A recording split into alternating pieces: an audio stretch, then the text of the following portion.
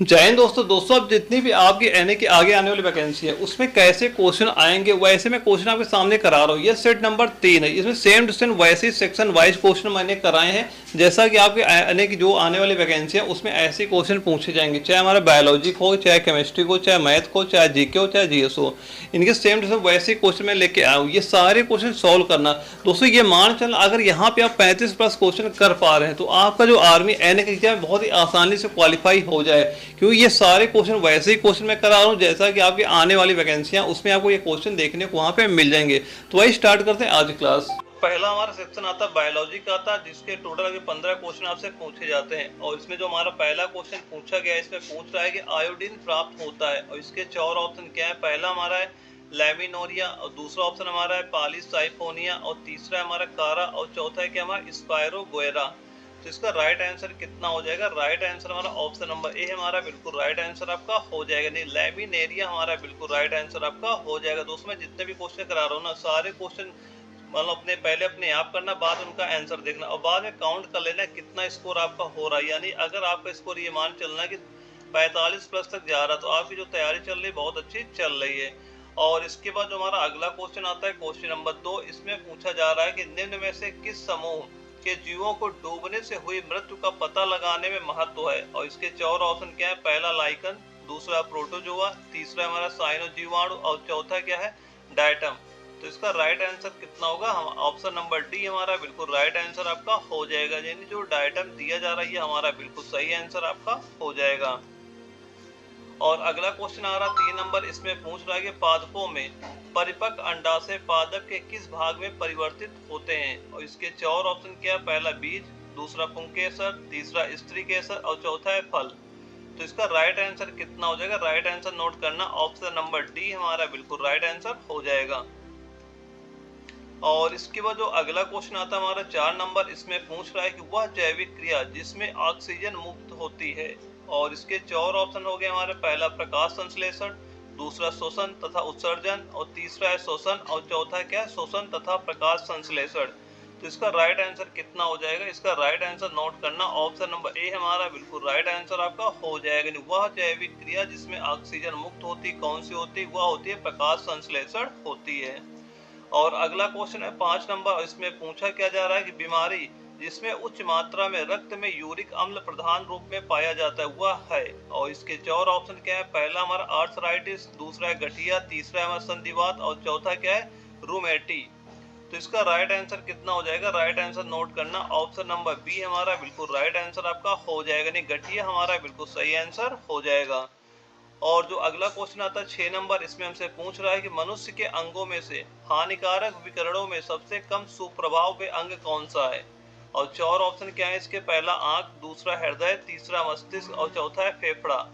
तो right answer कितना हो जाएगा। राइट आंसर हमारा ऑप्शन नंबर सी हमारा बिल्कुल राइट आंसर आपका हो जाएगा। मस्तिष्क हमारा बिल्कुल सही आंसर हो जाएगा।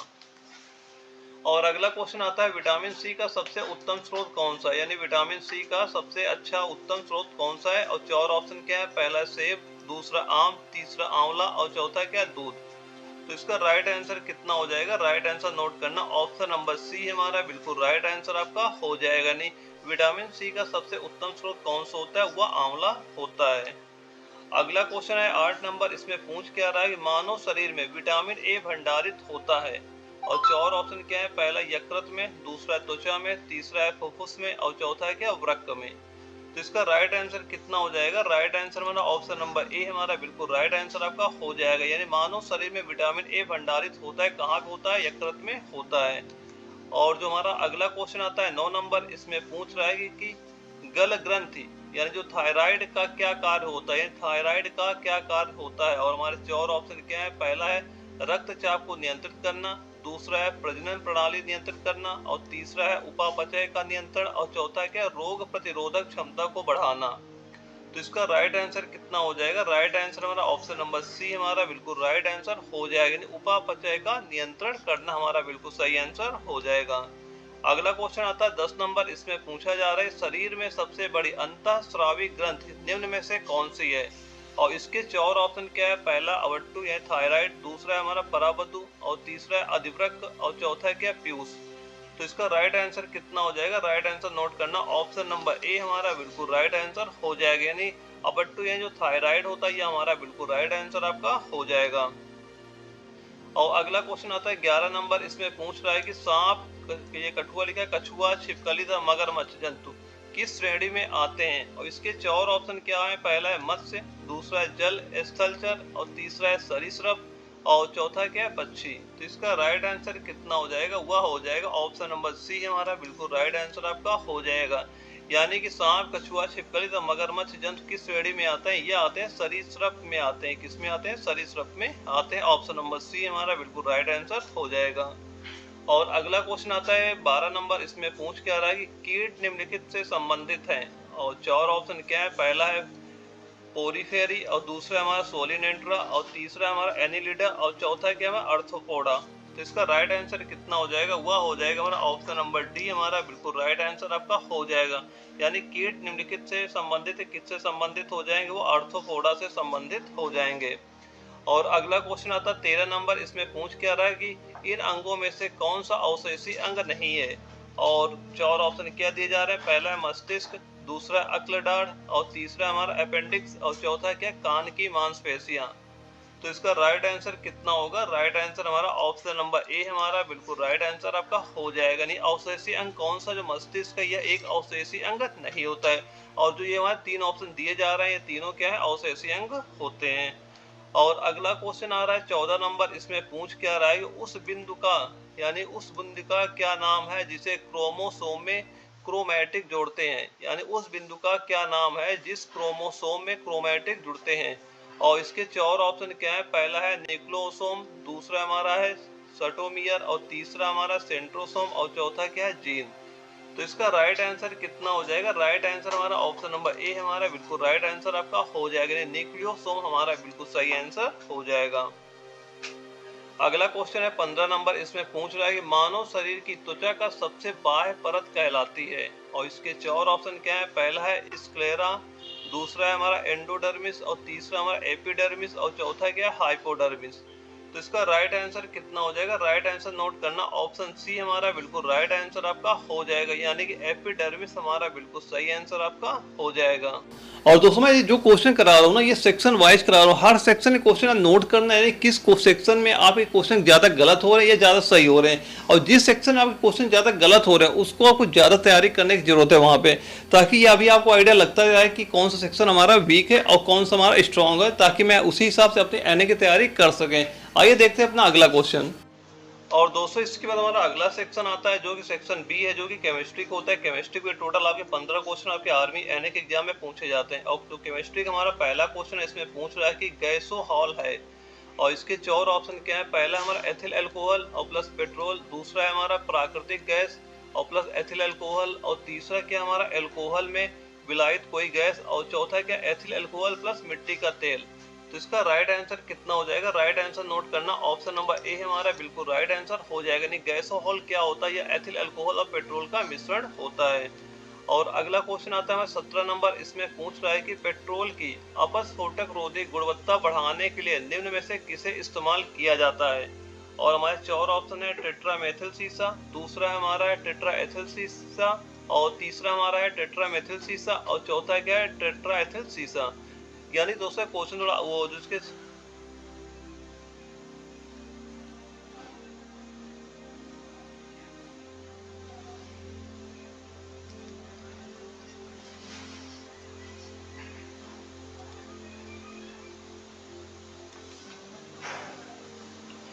17 नंबर, इसमें पूछ रहा है कि पेट्रोल के अपस्फोटक रोधी गुणवत्ता बढ़ाने के लिए निम्न में से किसे इस्तेमाल किया जाता है? और हमारे चार ऑप्शन क्या है? पहला है टेट्रामेथिल सीसा, दूसरा हमारा टेट्रा एथिल सीसा, और तीसरा है टेट्रामेथिल सीसा, और चौथा क्या है? टेट्रा एथिल सीसा। तो इसका राइट आंसर कितना हो जाएगा? वह हो जाएगा ऑप्शन नंबर बी हमारा बिल्कुल राइट आंसर हो जाएगा। टेट्रा एथिल सीसा हमारा बिल्कुल सही आंसर हो जाएगा। अगला क्वेश्चन आता है 18 नंबर, इसमें पूछ रहा है कि वह स्थिति जिसमें आणविक आकर्षण अत्यधिक दृढ़ होता है। और हमारे चार ऑप्शन क्या है? पहला है ठोस, दूसरा है द्रव, तीसरा है गैस, और चौथा है वाष्प। तो इसका राइट आंसर कितना हो जाएगा, वह हो जाएगा ऑप्शन नंबर ए हमारा बिल्कुल राइट आंसर आपका हो जाएगा। यानी वह स्थिति जिसमें आणविक आकर्षण अत्यधिक दृढ़ होता है, कौन सा होता है, वह होता है ठोस में होता है। अगला क्वेश्चन है 19 नंबर, इसमें पूछ क्या रहा है कि निम्नलिखित में से किसका उपयोग विस्फोटक के उत्पादन में किया जाता है। और इसके चार ऑप्शन क्या है, पहला है ग्लिसरॉल, दूसरा है मेथेनॉल, तीसरा है यूरिया और चौथा है ऑक्जेलिक एसिड। तो इसका राइट आंसर कितना हो जाएगा, वह हो जाएगा ऑप्शन नंबर ए हमारा बिल्कुल राइट आंसर हो जाएगा। यानी कि विस्फोटक के उत्पादन में किसका उपयोग किया जाता है, वह ग्लिसरॉल का उपयोग किया जाता है। और अगला क्वेश्चन आता है हमारा 20 नंबर, इसमें पूछ रहा है कि गेहूं की खेती के लिए कौन से उर्वरक का प्रयोग करेंगे। और इसके चार ऑप्शन है नाइट्रोजन, दूसरा है पोटेशियम, तीसरा है तांबा और चौथा है लोहा। तो राइट आंसर कितना हो जाएगा, right answer option number A हमारा बिल्कुल राइट आंसर हो जाएगा। यानी गेहूं की खेती के लिए कौन से उर्वरक का उपयोग करेंगे, उसमें करेंगे नाइट्रोजन का उपयोग करेंगे।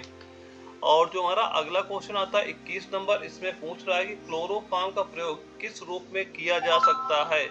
और चार ऑप्शन क्या है, पहला है पीड़ाहारी, दूसरा है निषेधक, तीसरा है हमारा मलेरिया रोधी और चौथा क्या है प्रतिजैविक। तो राइट आंसर इसका कितना हो जाएगा, वह हो जाएगा ऑप्शन नंबर बी हमारा बिल्कुल राइट आंसर आपका हो जाएगा। यानी क्लोरोफॉर्म का प्रयोग किस रूप में किया जाता है, वह किया जाता है निषेधक के रूप में प्रयोग किया जाता है। अगला क्वेश्चन है 22 नंबर, इसमें पूछ क्या रहा है कि कार्बन डाइऑक्साइड है, यानी कि कार्बन डाइऑक्साइड है। और चार ऑप्शन क्या है, पहला है अपचायक, दूसरा है उपचायक, तीसरा है निर्जलीकारक और चौथा है विरंजन कारक। तो राइट आंसर इसका कितना हो जाएगा, वह हो जाएगा ऑप्शन नंबर सी हमारा बिल्कुल राइट आंसर आपका हो जाएगा। यानी कार्बन डाइऑक्साइड क्या होता है, वह होता है निर्जलीकारक होता है। और जो अगला क्वेश्चन है 23 नंबर, इसमें पूछ क्या रहा है कि बैकालाइट किस प्रकार का बहुलक है। यानी बैकालाइट किस प्रकार का बहुलक है। और चार ऑप्शन क्या है, पहला है ताप दृढ़ बहुलक, दूसरा है ताप सुदृढ़ बहुलक और तीसरा है रेशा और चौथा है क्या प्रत्यास्थ। तो इसका राइट आंसर कितना हो जाएगा, राइट आंसर हो जाएगा ऑप्शन नंबर ए हमारा बिल्कुल राइट आंसर हो जाएगा। बैकालाइट किस प्रकार का बहुलक है, वह ताप दृढ़ बहुलक हो जाएगा। अगला क्वेश्चन है 24 नंबर, इसमें पूछा क्या जा रहा है कि निम्नलिखित में से कौन सा कपड़ा आसानी से आग पकड़ता है। और चार ऑप्शन क्या है, पहला सूती कपड़ा, दूसरा पॉलिस्टर का कपड़ा, तीसरा है हमारा एक्रिलिक कपड़ा और चौथा है क्या नायलॉन का कपड़ा। तो इसका राइट आंसर कितना हो जाएगा, वह हो जाएगा ऑप्शन नंबर ए हमारा बिल्कुल राइट आंसर हो जाएगा। यानी निम्नलिखित में से कौन सा कपड़ा आसानी से आग पकड़ता है, तो कौन पकड़ता है, जो सूती का कपड़ा होता है वो आसानी से आग पकड़ता है। अगला क्वेश्चन है हमारा 25 नंबर, इसमें पूछा जा रहा है कि तांबा किसके द्वारा शुद्ध होता है। और चार ऑप्शन क्या है, पहला है तपाने से, दूसरा है ऑक्सीकरण से, तीसरा है विद्युत अपघटन से और चौथा है क्या मंडल परिष्करण से। तो इसका राइट आंसर कितना हो जाएगा, राइट आंसर नोट कर लेना, ऑप्शन नंबर सी हमारा बिल्कुल राइट आंसर आपका हो जाएगा। तांबा किसके द्वारा शुद्ध होता है, वह विद्युत अपघटन से शुद्ध होता है। और अगला क्वेश्चन आता है 26 नंबर आता है, इसमें पूछा जा रहा है जब किसी अभिक्रिया में एक पदार्थ में ऑक्सीजन का ह्रास होता है तो उसे क्या कहा जाता है। और इसके चार ऑप्शन है, पहला संक्षारण, दूसरा अपचयन, तीसरा उपचयन और चौथा क्या संक्षारण तथा उपचयन दोनों। तो इसका राइट आंसर कितना हो जाएगा, राइट आंसर हमारा ऑप्शन नंबर बी हमारा बिल्कुल राइट आंसर हो जाएगा। यानी अपचयन हमारा बिल्कुल सही आंसर हो जाएगा। अगला क्वेश्चन आता है 27 नंबर, इसमें पूछ रहा है कि अम्ल तथा क्षारक के बीच प्रतिक्रिया को क्या कहा जाता है। और इसके चार ऑप्शन है, पहला है विसरण, दूसरा है हमारा पायसीकरण, तीसरा है उदासीनीकरण और चौथा क्या है किण्वन। तो इसका राइट आंसर कितना हो जाएगा, वह हो जाएगा ऑप्शन नंबर सी हमारा बिल्कुल राइट आंसर हो जाएगा। यानी कि अम्ल तथा क्षारक के बीच प्रतिक्रिया को क्या कहा जाता है, वह उदासीनीकरण कहा जाता है। और अगला क्वेश्चन आता है 28 नंबर, इसमें पूछ रहा है कि भारी जल खाली स्थान से बना होता है। और इसके चार ऑप्शन क्या है, पहला है आसुत जल में घुले भारी धातुओं के लवण का घोल, दूसरा है पुनः आसुत और संगठित जल और तीसरा ऑक्सीजन में विघटित ड्यूटेरियम और चौथा क्या हाइड्रोजन में ऑक्सीजन के भारी आइसोटोप को जलाने से। तो इसका राइट आंसर कितना हो जाएगा, वह हो जाएगा ऑप्शन नंबर सी हमारा बिल्कुल राइट आंसर हो जाएगा। यानी भारी जल किससे बना होता है, यह ऑक्सीजन में विघटित ड्यूटेरियम से बना होता है। अगला क्वेश्चन आता है 29 नंबर, इसमें पूछ रहा है कि जो आरएन सिंबल दिया जा रहा है किस तत्व का रासायनिक चिन्ह है। और इसके चार ऑप्शन क्या है, पहला है रेडियम, दूसरा है रेडॉन, तीसरा है रोनियम और चौथा क्या है रुथेनियम। तो इसका राइट आंसर कितना हो जाएगा, राइट आंसर हमारा ऑप्शन नंबर बी हमारा बिल्कुल राइट आंसर हो जाएगा। यानी रेडॉन हमारा बिल्कुल सही आंसर हो जाएगा। अगला क्वेश्चन आता है 30 नंबर, इसमें पूछा जा रहा है मधुमक्खी के दंश से एक अम्ल छूटता है जिसके कारण दर्द और जलन होती है, अंतःक्षेपित अम्ल कौन सा है? और इसके चार ऑप्शन क्या है? पहला है एसिडिक अम्ल, दूसरा है सल्फ्यूरिक अम्ल, तीसरा है साइट्रिक अम्ल और चौथा क्या है? मिथेनोइक अम्ल। तो इसका राइट आंसर कितना हो जाएगा? राइट आंसर हमारा ऑप्शन नंबर डी हमारा बिल्कुल राइट आंसर हो जाएगा, यानी मिथेनोइक अम्ल हमारा बिल्कुल सही आंसर हो जाएगा। और दोस्तों इसके बाद हमारा अगला सेक्शन आता है जो कि हमारा फिजिक्स का होता है, और फिजिक्स के टोटल आपके 5 क्वेश्चन आपके आर्मी एनए के एग्जाम में पूछे जाते हैं। और जो हमारा फिजिक्स का पहला क्वेश्चन है इसमें पूछ रहा है कि आपेक्षिक घनत्व का मात्रक क्या है? और चार ऑप्शन क्या है? पहला हमारा किलोग्राम प्रति मीटर, और दूसरा हमारा है ग्राम प्रति सेंटीमीटर, और तीसरा है मिलीग्राम प्रति मिलीमीटर, और चौथा है क्या? कोई मात्रक नहीं। तो इसका राइट आंसर कितना हो जाएगा? राइट आंसर हमारा ऑप्शन नंबर जो सी है ये बिल्कुल राइट आंसर आपका हो जाएगा। आपेक्षिक घनत्व का मात्रक क्या हो जाएगा? वह हो जाएगा मिलीग्राम प्रति मिलीमीटर, हमारा बिल्कुल राइट आंसर आपका हो जाएगा।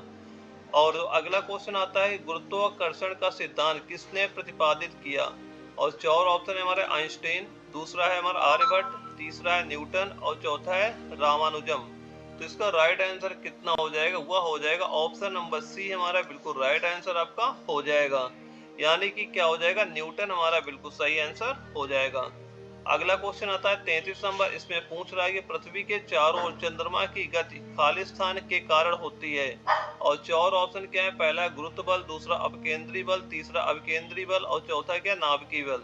तो इसका राइट आंसर कितना हो जाएगा? दोस्तों ये क्वेश्चन थोड़ा ऑप्शन पे भी डिपेंड करता है, लेकिन जो इसका मेन आंसर होता है वह होता है गुरुत्वाकर्षण बल, यानी कि गुरुत्व बल हमारा बिल्कुल राइट आंसर आपका ऑप्शन नंबर ए हमारा बिल्कुल सही हो जाएगा। और अगला क्वेश्चन आता है हमारा 34 नंबर, इसमें पूछ रहा है कि ट्रायोड का प्रयोग होता है। और इसके चार ऑप्शन है, पहला हमारा एम्पलीफायर के रूप में, दूसरा है हमारा दोलित्र के रूप में, तीसरा है ट्रांसमीटर के रूप में और चौथा है यह सभी में। तो इसका राइट आंसर कितना हो जाएगा? वह हो जाएगा ऑप्शन नंबर डी हमारा बिल्कुल राइट आंसर आपका हो जाएगा। ट्रायोड का प्रयोग कहाँ पे होता है? ये जो हमारे चारों ऑप्शन दिए जाए चारों में क्या होता है? ट्रायोड का प्रयोग होता है, यानी कि ये सभी वाला जो ऑप्शन दिया जा रहा है ये हमारा बिल्कुल सही हो जाएगा। और इसके बाद हमारा अगला क्वेश्चन आता है 35 नंबर, इसमें पूछ रहा है कि परमाणु रिएक्टर क्या है? और इसके चार ऑप्शन क्या है? पहला है परमाणु बम का निर्माण स्थल, दूसरा है भारी पानी और तीसरा है हमारा यूरेनियम 238 का उत्सर्जक और चौथा क्या? आणविक भट्टी।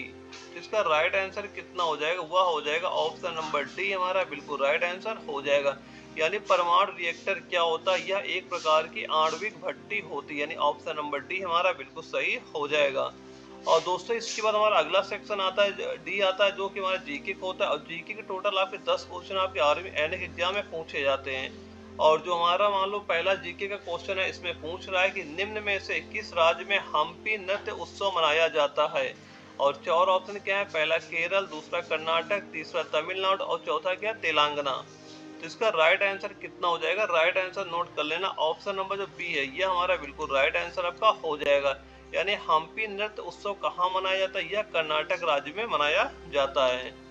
अगला क्वेश्चन हमारा 37 नंबर, इसमें पूछ रहा है कि प्रसिद्ध नर्तक यानी चेम नचेरी यानी कुनी रमन नैयर का संबंध निम्न में से किस नृत्य से है?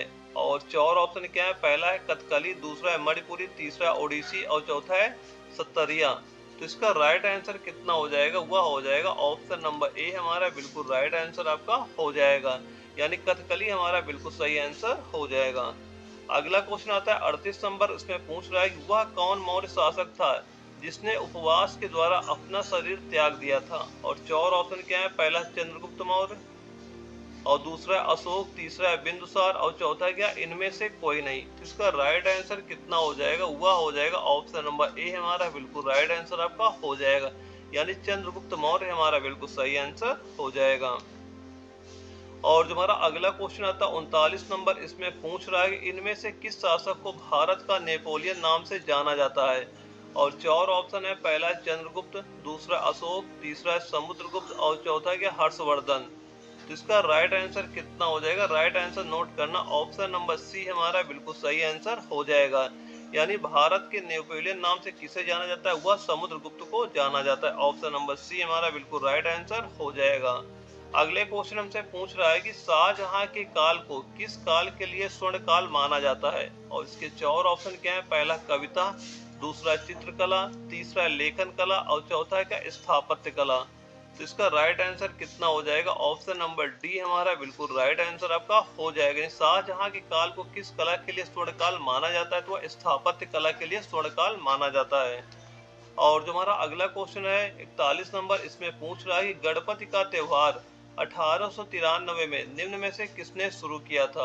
और चार ऑप्शन क्या है। पहला है बाल गंगाधर तिलक, दूसरा है विनोबा भावे, तीसरा है लाला लाजपत राय और चौथा है क्या नाना पाटिल। तो इसका राइट आंसर कितना हो जाएगा। वह हो जाएगा ऑप्शन नंबर ए हमारा बिल्कुल राइट आंसर हो जाएगा। यानी गणपति का त्योहार किसने शुरू किया था। ये बाल गंगाधर तिलक ने शुरू किया था। ऑप्शन नंबर ए हमारा बिल्कुल सही आंसर हो जाएगा। और अगला क्वेश्चन आता है 42 नंबर, इसमें पूछ रहा है कि भारतीय संविधान के अनुसार उपराष्ट्रपति बनने के लिए कम से कम कितनी उम्र होनी चाहिए।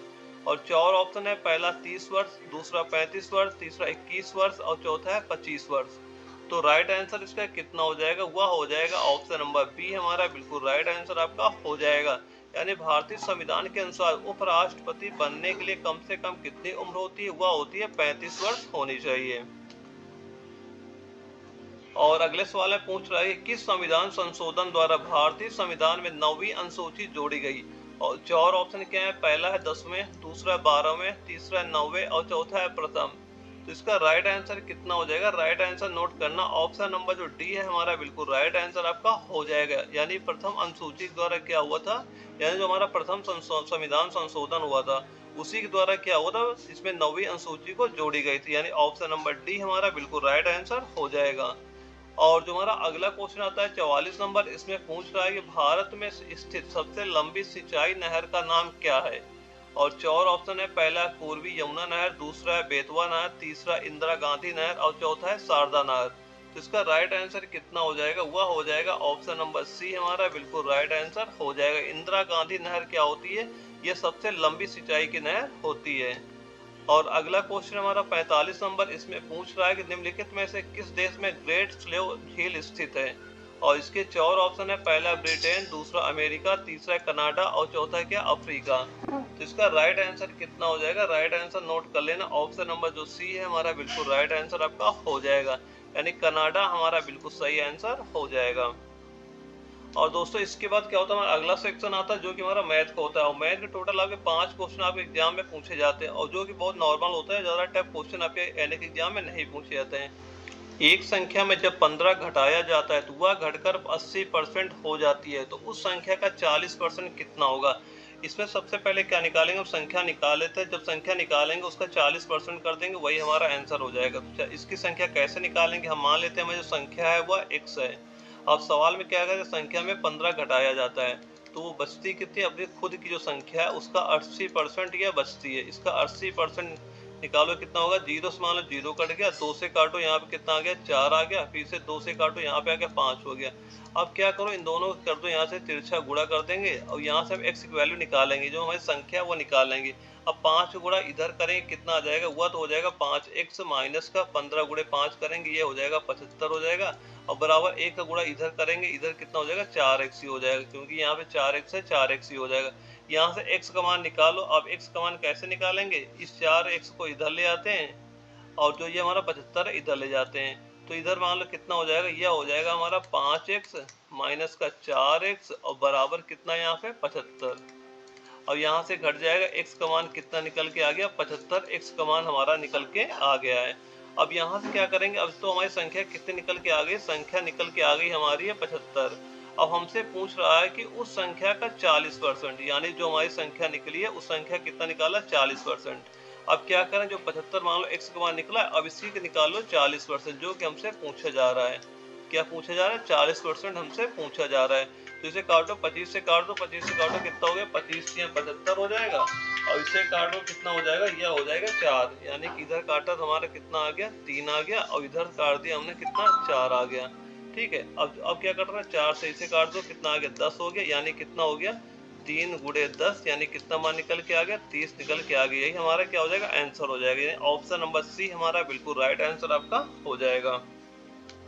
और इसके बाद जो हमारा अगला क्वेश्चन आता है वो 47 नंबर आ रहा है। इसमें पूछा क्या जा रहा है कि यदि दो व्यक्तियों की आयु 4:7 में एक व्यक्ति की आयु दूसरे व्यक्ति से 30 वर्ष अधिक है तो इनकी आयु का योग ज्ञात करें।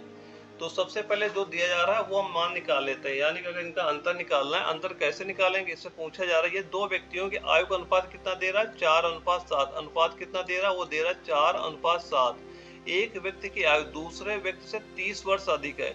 अब ये मान लो इनमें लगा दो एक्स लिख लेते हैं दोनों में। अब एक व्यक्ति की आयु दूसरे व्यक्ति से 30 वर्ष अधिक है तो यहाँ से देखते हैं अंतर कितना अधिक है।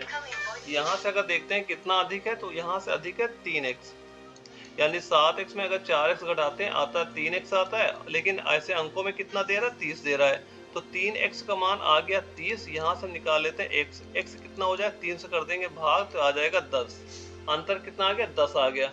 और हमसे पूछ रहा है कि आयु का योग क्या होगा। अब एक की आयु मान लो 4x है, एक की 7x है। अगर दोनों को जोड़ते हैं तो कितना आता है 7 4 11x, कितना हो गया 11x। और यहाँ पे हमने जो x कहा है x का मान कितना निकाल रखा है वो 10 निकाल रखा है। तो योग कितना हो जाएगा, योग इनका हो जाएगा, योग कितना हो जाएगा यहाँ लिख लेते हैं, योग हो जाएगा हमारा 11x, यानी 11 गुणे 10 कितना हो जाएगा 110 हो जाएगा। यानी दोनों के अगर योग निकालें तो योग कितना हो जाएगा 110 हो जाएगा। ऑप्शन नंबर ए हमारा बिल्कुल राइट आंसर आपका हो जाएगा। और इसके बाद अगला क्वेश्चन आता है 48 नंबर। इसमें पूछा जा रहा है यदि पिता व पुत्र की आयु का अनुपात 5:2 है और उनकी आयु का गुणनफल 1000 है तो 10 साल बाद पिता की आयु क्या होगी। अब मान लो पिता की आयु कितनी मान लेते हैं 5x है, और जो पुत्र है मान लो उसकी मान लेते हैं 2x है, ठीक है। और उनकी आयु का गुणनफल, यानी कि अगर इनकी आयु का गुणनफल करते हैं 5x गुणे 2x करते हैं, कितना करते हैं, यानी करते हैं 5x और गुणे 2x, ये कितने के बराबर दिया जा रहा है, ये दिया जा रहा है 1000 के बराबर दिया जा रहा है, ठीक है। अब इनका गुणा कर दो कितना आ जाएगा, यहाँ पे 5 दूना 10, यानी 10 स्क्वायर बराबर दिया है 1000 के, किसके 1000 के। तो यहाँ से कितना मान निकल आएगा, यहाँ पे लिख लेते हैं, यहाँ से कितना हो जाएगा, यानी कि हो जाएगा x स्क्वायर हो जाएगा। अब ये एक जीरो से एक जीरो हम काट देते हैं, कितना आ गया x स्क्वायर का मान आ गया 100। तो x मान कितना हो जाएगा, इसका वर्गमूल निकाल, वर्गमूल कितना हो जाएगा 10 हो जाएगा, यानी x का मान कितना निकल के आ गया 10। अब बताओ कि यहाँ पे पिता की आयु अभी कितनी है, पिता की आयु 5x थी, यहाँ पे x का मान निकाला 10। तो पिता की उम्र इस समय कितनी, प्रेजेंट टाइम पे 5 गुणे कर देंगे 10, कितना निकल के आ जाएगा 50 वर्ष, यहाँ से निकल आएगा प्रेजेंट टाइम का। लेकिन हमसे पूछ रहा है कि 10 साल बाद पिता की आयु क्या होगी। अगर पिता अभी कितने साल के 50 वर्ष के, 10 साल बाद क्या हो जाएंगे, इसमें कर देंगे 10 कर देंगे जोड़, कितना निकल के आ जाएगा 60 वर्ष निकल के आ जाएगा। यानी 10 वर्ष बाद पिता कितने साल के हो जाएंगे 60 वर्ष के, यानी ऑप्शन नंबर सी हमारा बिल्कुल राइट आंसर आपका हो जाएगा। और अगला क्वेश्चन आता है 49 नंबर। इसमें पूछा जा रहा है कि एक मेज के मूल्य में प्रत्येक वर्ष 20% का ह्रास होता है, हानि होती है। यदि 2 वर्ष बाद मेज का मूल्य 32,000 रुपए होगा तो मेज का वर्तमान मूल्य कितना है। तो इसे कैसे निकालेंगे, सबसे पहले जो जो वैल्यू दी जा रही है वो वैल्यू हम लिख लेते हैं यहाँ पे, यानी कितनी दी जा रही है। मान लेते हैं कि पहले बाद में 2 साल बाद कितना रुपया हो रहा है, वो 32,000 हो रहा है। इस समय मान लो कितना है 100 वर्ष है, ठीक है। अब इसमें 2 वर्ष क्या हुआ, 20% की हानि हुई, तो मान लो टोटल परसेंटेज हमारा 100% होता है और 20% की हानि हो रही तो 80 बटे कर देंगे 100, फिर गुणे कर देंगे 80 बटे कर देंगे यहाँ पे 100, और हो कितना गया, यह हो गया 32,000, ठीक है। यानी 2 वर्ष बाद कितनी होगी 32,000, लेकिन अभी कितनी है वो x है। अब इसमें जो वैल्यू कट रही है वो वैल्यू काट देंगे यहाँ पे, यानी ये 2 जीरो से काट दो, ये हमारे 2 जीरो यहाँ से कट गए, ठीक है। अब 8 से इसे काटो कितना हो गया, 8 चौक 32 हो गया। अब 4 से इसे काट दो कितना हो गया, 4 दूना 8 हो गया। अब 2 से इसे काट दो कितना आ गया, यहाँ पे हो गया 50 हो गया, यानी कितना हो गया 50 गुणे 100 कितना हो जाएगा 5000, यानी कितना हो गया 100 बट्टे इधर हो गया 5000, इधर सारे मान कट गए 1 हो गया। अब इनका तिरछा गुणा कर देंगे, यानी x की वैल्यू कितनी निकल के आ जाएगी, वह निकल के आ जाएगी 5000, कितनी निकल के आ जाएगी 5000 निकल के आ जाएगी। यानी वर्तमान मूल्य कितना हो जाएगा, वह हो जाएगा 5000, यानी ऑप्शन नंबर डी हमारा बिल्कुल राइट आंसर आपका हो जाएगा। और अगला क्वेश्चन हमारा आता है 50 नंबर। इसमें पूछा क्या जा रहा है, कुछ आदमी किसी काम को 60 दिन में पूरा कर लेते हैं, यदि उस काम को 8 आदमी और लगा दिए जाएं तो वह कार्य 10 दिन पहले पूरा हो सकता है। तो बताइए मूलतः कितने आदमी काम पर लगाए गए थे, यानी पहले कितने आदमी काम पर लगाए गए थे। हम मान लेते पहले x आदमी लगाए गए थे, ठीक है, और किसी काम को 60 दिन में पूरा कर, x आदमी थे जो 60 दिन में काम को क्या कर रहे थे, पूरा कर रहे थे। आप कह रहे उस काम पर 8 आदमी और लगा दिए, अभी तक आदमी थे x थे, अब 8 आदमी और जुड़ गए, x + 8 हो गया। तो वह कार्य 10 दिन पहले 60 दिन में पूरा हो रहा था, अब 10 दिन पहले पूरा हो जाएगा, यानी 50 दिन में कार्य पूरा हो जाएगा। अब यहाँ पे पूछा जा रहा है कि पहले कितने आदमी लगाए गए थे, आदमी थे कितने, x थे, यही x का मान निकाल लेंगे, ये हमारा आंसर हो जाएगा। गुणा कर देते हैं, यहाँ हो जाएगा 60x हो जाएगा, इधर कितना हो जाएगा, इधर हो गया 50x और प्लस ये हो जाएगा 45 यानी 400 हो गया। अब ये मान इधर आएगा घट जाएगा, यानी कितना बचेगा, यहाँ बचेगा 10x और 10x बराबर दिया है 400 के, x का मान कितना हो जाएगा, 0 से 0 कट जाएगा, x मान निकल के आ जाएगा 40। यानी कि ऑप्शन नंबर जो बी दिया जा रहा है ये हमारा बिल्कुल राइट आंसर आपका हो जाएगा। यानी पहले कितने आदमी लगाए गए थे, वो 40 आदमी लगाए गए थे। और दोस्तों मैं जितने भी क्वेश्चन है वो करा रहा हूँ, इन किसी भी क्वेश्चन में अगर कोई भी आपका डाउट होता है तो आप हमें कमेंट बॉक्स में कमेंट भी कर सकते हैं, या स्क्रीन जो व्हाट्सएप नंबर शो कर रहा है यहाँ पे आप हमें मैसेज भी कर सकते हैं, यहाँ पे आपके सारे डाउट क्लियर किए जाएंगे। और दोस्तों अगर यह वीडियो आपको अच्छी लगे, वीडियो को लाइक कर देना, और चैनल अगर आप नए हो चैनल सब्सक्राइब भी कर लेना, ताकि आगे चल के आपको इस तरह की वीडियो मिलते रहें। ओके दोस्तों, मिलते हैं अगले वीडियो में, तब तक के लिए जय हिंद।